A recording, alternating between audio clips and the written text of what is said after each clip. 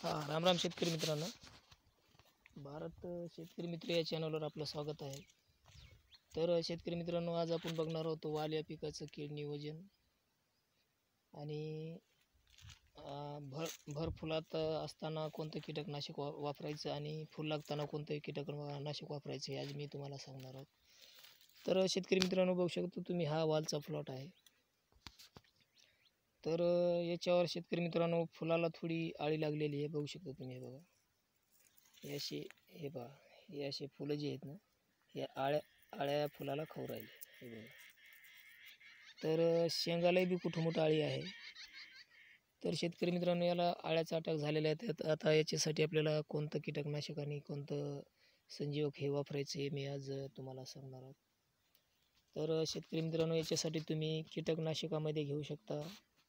जर जास्त कीड असेल शेतकरी मित्रांनो, तर कोराजन किंवा एम्प्लिगो हे दोन्हीपैकी एक घ्यायचं. आणि जर कमी असेल तर शेतकरी मित्रांनो इमॅमेक्टिन या सिलेंडर किंवा परफेक्ट सुपर हे असे कीटकनाशक तुम्ही वापरू शकता. तर शेतकरी मित्रांनो, वाल या पिकाचे समजा फूल भरपूर असेल आणि फुलाचं कन्व्हर्शन फळामध्ये होत नसेल तर त्याच्यासाठी तुम्ही संजीवक एक घेऊ शकता. त्याच्यामध्ये घेऊ शकता तुम्ही भरारी घेऊ शकता शेतकरी मित्रांनो, 10 ते 15 मिली संजीवकामध्ये. आणि कीटकनाशकामध्ये तुम्ही कोराजन किंवा एम्प्लिगो किंवा सिलेंडर किंवा परफेक्ट सुपर किंवा इमॅमेक्टिन याच्यापैकी कोणतेही एक घेऊ शकता.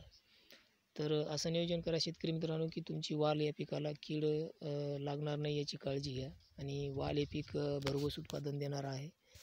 आणि चांगला जर क्वालिटी आपल्याला ठेवायची असेल तर त्याला फवारा देणं हे गरजेचं आहे. तर हप्त्यातून एकदा तरी तुम्ही फवारा वाल या पिकाला द्यायला पाहिजे. तर जे कीड लागते ती लागणार नाही.